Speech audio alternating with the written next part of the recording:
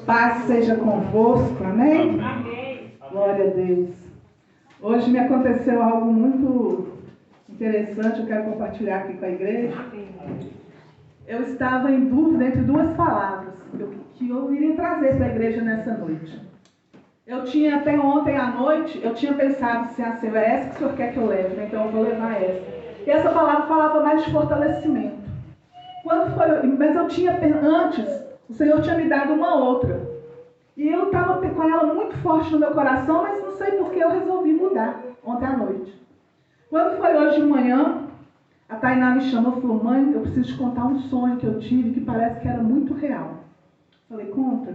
Aí ela falou assim, eu sonhei que eu estava pregando e estava você e tia Nívia sentada lá orando e chorando muito, porque ninguém estava prestando atenção no que eu estava pregando. Eu estava pregando e as pessoas, uns conversavam, outros olhavam o telefone, outros pensavam outras coisas, mas ninguém estava prestando atenção. Eu fiquei muito chateada com aquilo.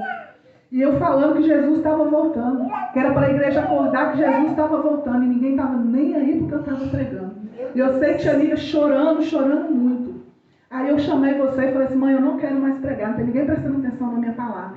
Falei, então vamos fechar o culto, vamos acabar com o culto então. Aí naquela mesma hora nós encerramos o culto ali, e ela acordou muito entristecida, me contando esse sonho como se fosse real. Ela falou que sonhou e foi real na vida dela. Oi, pastor? Foi captado. Sim. Eu falei assim, então isso é a resposta de Deus para mim, porque a outra mensagem que ele tinha colocado primeiro no meu coração falava sobre a volta de Jesus. E é essa que eu vou estar trazendo essa noite. E não há de fortalecimento, mas não é que eu não creia, que essa mensagem também vai te fortalecer nessa noite. Eu creio que o Senhor está trabalhando, assim como Ele trabalhou comigo, me passar essa mensagem, Ele vai estar trabalhando no coração de cada um, em nome de Jesus, amém? Então eu quero que você abra comigo a sua Bíblia, no livro do profeta Ezequiel, capítulo 7. Glória a Deus. Glória a Deus. Amém, Jesus. Profeta Ezequiel, capítulo 7. Oh, maravilha, Jesus. Glória a Deus. Nós vamos apenas um versículo, que é o versículo 2. Ezequiel. Quem ficar meio perdido pode abrir o índice e olhar, não é vergonha nenhuma olhar o índice da Bíblia, procurar pela página. O índice está aí para isso mesmo, para nos orientar.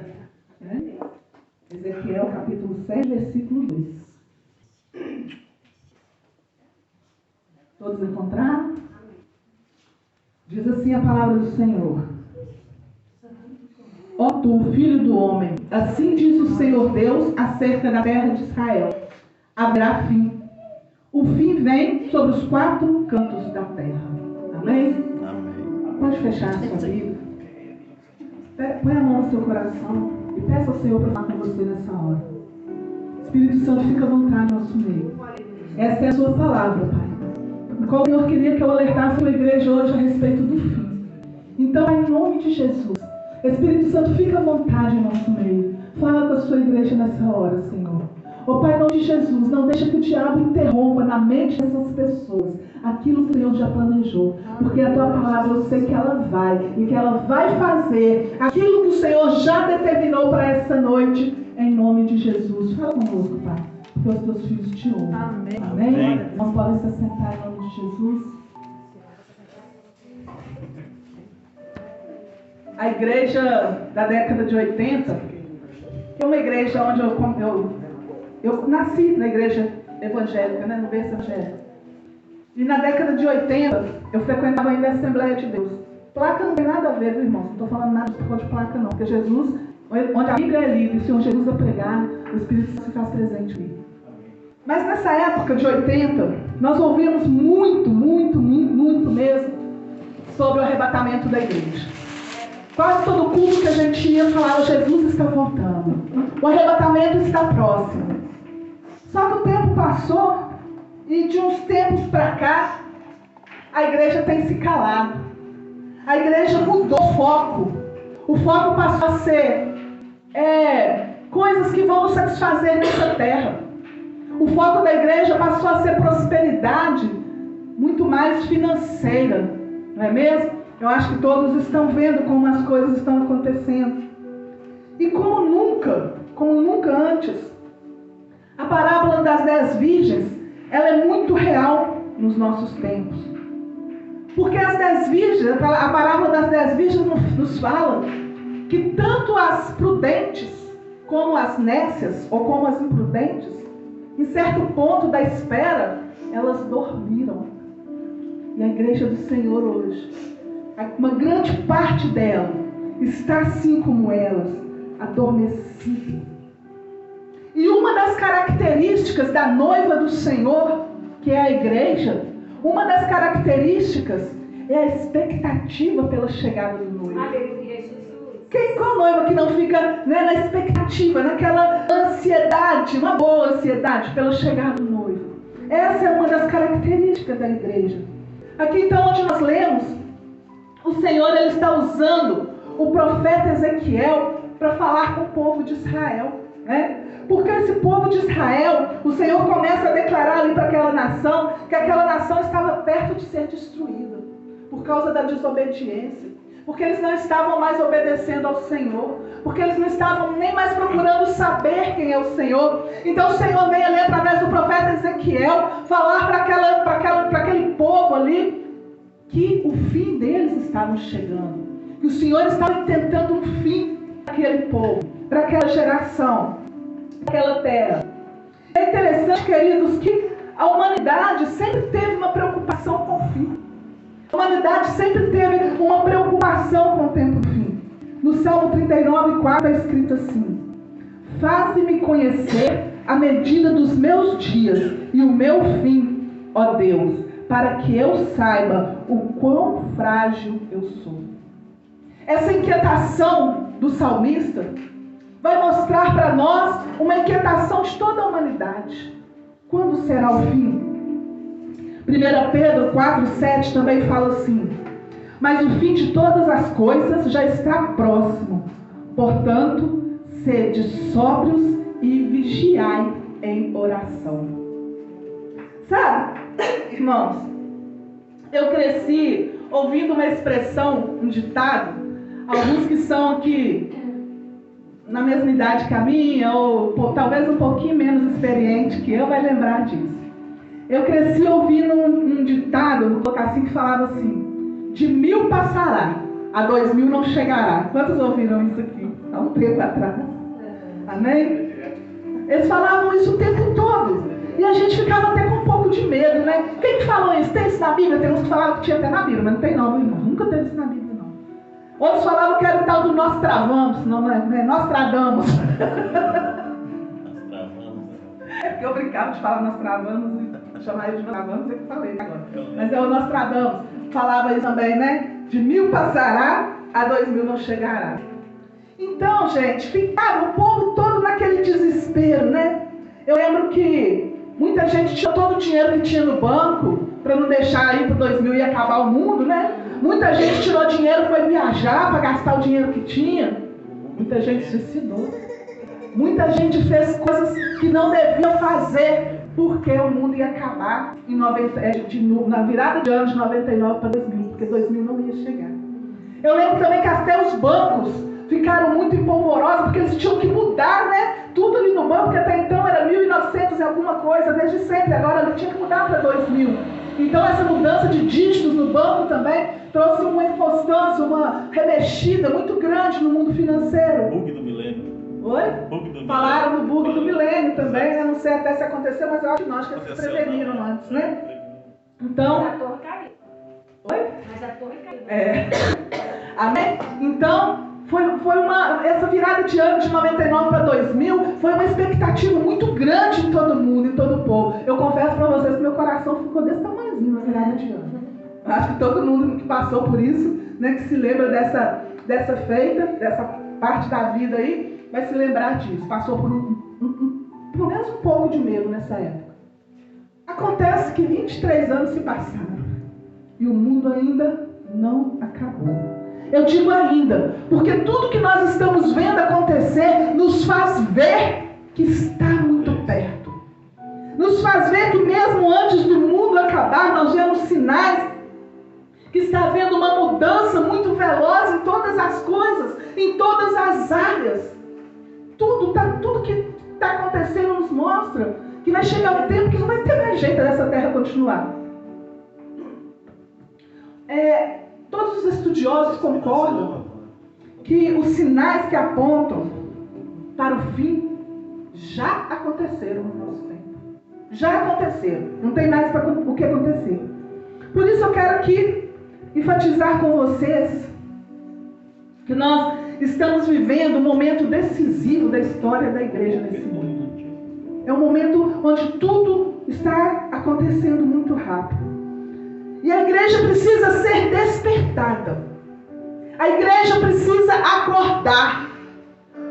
Então a Bíblia, ela fala que a trombeta vai tocar e Jesus vai descer em busca dos seus. E eu quero nessa noite te lembrar sobre a promessa do arrebatamento da igreja. A Bíblia fala, queridos, da segunda vinda de Jesus 8 vezes mais do que a primeira vinda.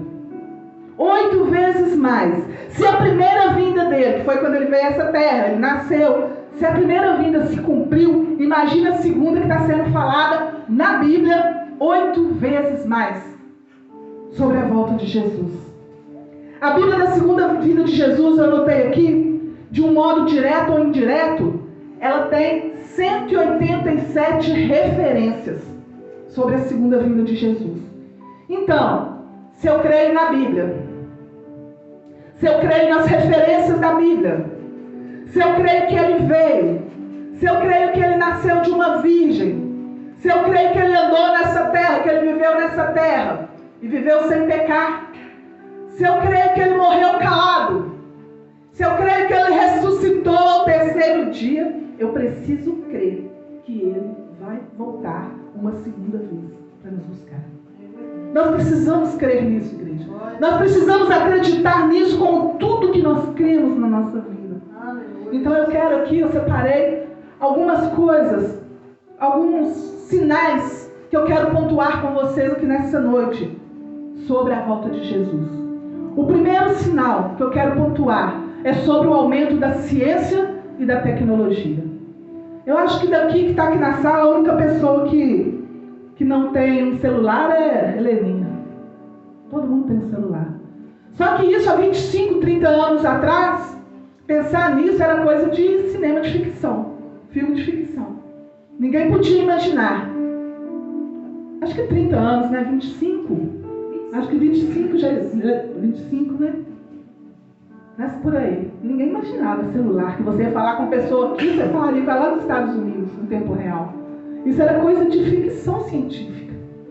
Porém, hoje, todo mundo tem um celular, do mais pobre ao mais rico. O que vai mudar é a tecnologia do celular. Uma outra coisa também, os mísseis, eles podem ser atirados de um continente para o outro, e o erro dele, porque ele pode ocasionar um erro de 1 metro quadrado. Pensa que precisão que é essa, irmãos? Um míssil sendo atirado daqui lá para o Japão, daqui lá para os Estados Unidos. Então isso é certeiro, 1 metro quadrado não é nada para o acerto de um míssil. Olha como que está a tecnologia. Os pesquisadores também apontaram que nós estamos falando sobre o conhecimento humano e o aumento da tecnologia. Até os anos 80, aliás, até os anos 50, o conhecimento dobrava a cada 50 anos. Então, olha, demorava 50 anos para dobrar o conhecimento. A partir da década de 80, o conhecimento passou a dobrar a cada 20 anos. Aí, a partir da década de 90 até os anos 2000, o conhecimento começou a dobrar, passou a dobrar a cada 19 meses. E hoje, o conhecimento muda a cada 6 meses. Muda, que eu falo assim, dobra. Não muda, muda todo dia. Ele dobra a cada 6 meses. Ou seja, esse telefone que você está com ele na mão, daqui a 6 meses está obsoleto. Daqui a 6 meses já tem, eu estou falando 6 meses, mas pode ser até antes, né? Já tem outro mais novo, outro mais, né, com mais tecnologia, com mais potente, mais moderno. Avançado. Oi? Mais avançado. Mais avançado, né? Exato. Mas aqui o Senhor já tinha falado sobre isso. Em Daniel, capítulo 12, versículo 4, ele fala da seguinte maneira: muitos correrão de uma parte para outra, de uma parte para outra parte, e a ciência se multiplicará. Olha, lá em Daniel, o Senhor já tinha falado isso para nós.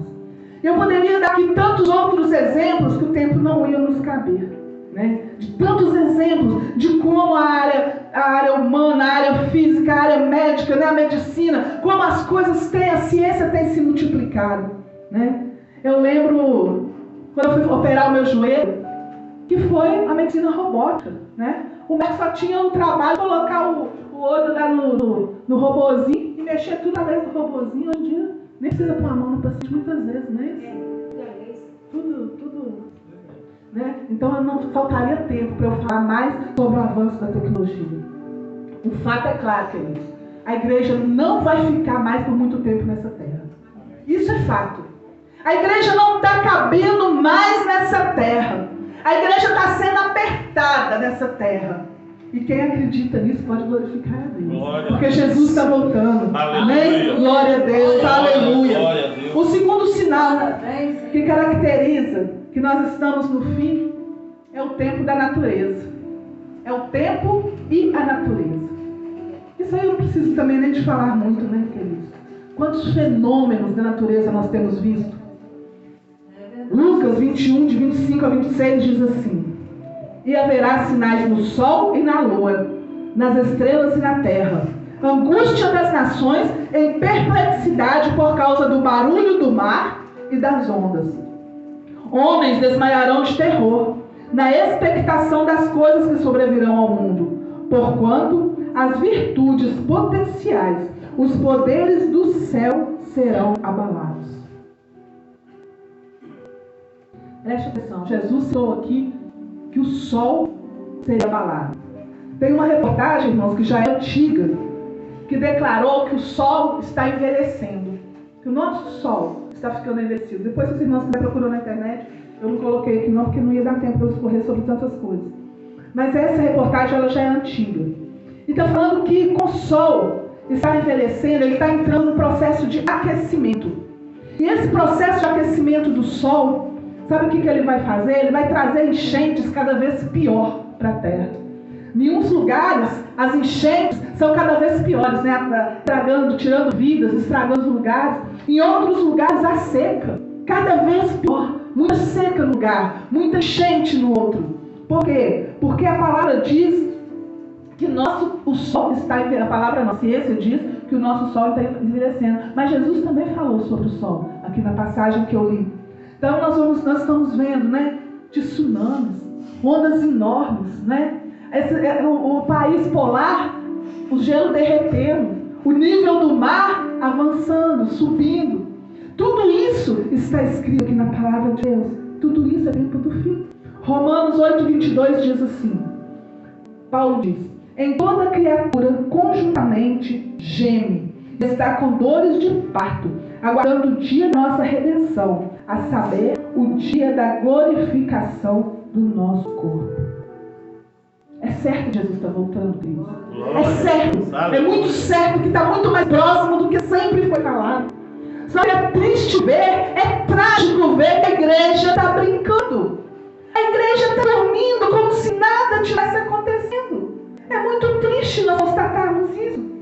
Que o cristianismo que nós estamos praticando já não é o cristianismo bíblico. Ah, Senhor. A nossa fé, ela é uma fé mais para status de telefone do que uma fé real. É uma fé mais para status social do que uma fé que traduz compromisso, que traduz aliança com o Senhor, com o Deus da Bíblia, com o Senhor Jesus. Então, queridos, esse é o tempo da igreja mudar. Esse é o tempo da igreja mudar. Glória a Deus. Aleluia. Glória, glória. Aleluia. Esse é o tempo da igreja acordar. Glória a Deus. Esse é o tempo de nós levarmos a palavra de Deus a sério. Amém. Porque vai ter consequências se Jesus voltar e nós não subirmos. E as consequências serão terríveis. Fala para o seu irmão aí do lado. Jesus está vindo aí. Jesus está vindo aí. E pode ser hoje. Pode ser. Glória a Deus. Aleluia. O terceiro sinal que nos mostra que estamos no tempo dos fins é a depreciação dos bons costumes. Como Como que isso tem acontecido? Os valores morais, queridos, estão em queda assustadoramente. Assustadoramente. O errado está se tornando certo. O pecado já não é mais tão pecado assim. A santificação está virando coisa de fanatismo, de religiosidade. E teve um embate aí hoje forte, né? Ontem, com relação a isso. O tal da hipergraça. Jesus já morreu por nós mesmos, já pagou pelos nossos pecados, então podemos fazer tudo o que queremos, que já nos perdoou. O que a gente vai fazer com a página da santificação? E sem santificação ninguém verá a Deus. Nós vamos rasgar a nossa Bíblia? Então, tem muito sendo enganado. Paulo escreve em 2 Timóteo 3, de 1 a 5 assim: sabe, porém, isto, que nos últimos tempos, nos últimos dias, sobrevirão tempos trabalhosos, porque haverá homens amantes de si mesmos, avarentos, presunçosos, soberbos, blasfemos, desobedientes a pais e mães, ingratos, profanos, sem afeto natural, irreconciliáveis, caluniadores, incontinentes, cruéis, sem amor para com os bons, traidores, obstinados, orgulhosos, mais amigos dos deleites do que amigos de Deus, tendo aparência de piedade, mas negando a eficácia dela. Destes se afaste. Paulo está nos escrevendo aqui exatamente o que nós estamos vivendo hoje, queridos. Exatamente o que nós estamos vivendo hoje. Um cenário de devastação moral que está sendo vergonhoso. A palavra de Deus também fala em Romanos 1, 22 a 27 assim: dizendo-se sábios, tornaram-se loucos. Olha que forte isso. E mudaram a glória de Deus incorruptível em semelhança da imagem de homem corruptível, e de aves, e de quadrúpedes, e de répteis. Por isso também Deus os entregou às concupiscências de seus corações, à imundícia, para desonrarem seus corpos entre si, porque eles mudaram a verdade de Deus em mentira, e honraram e serviram mais a criatura do que ao Criador, que é bendito eternamente. Amém.